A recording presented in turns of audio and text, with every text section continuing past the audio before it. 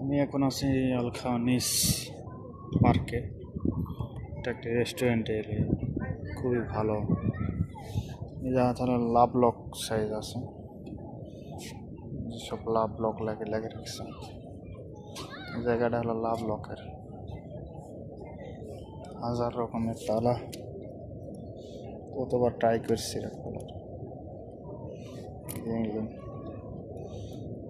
খোলার, অনেক ট্রাই করছি, খুলতে পারেনি। অনেক দামি দামি তালা আছে, হাজার রকম, নানান রকম। এই দেখি তালা কচ্ছপ, আর কি এই তালাটা ভালো, অনেক আগের মডেল, আমরা ব্যবহার করতাম। আছে এই পাশে আছে, সব জং খাই গেছে, জঙে খাইছে।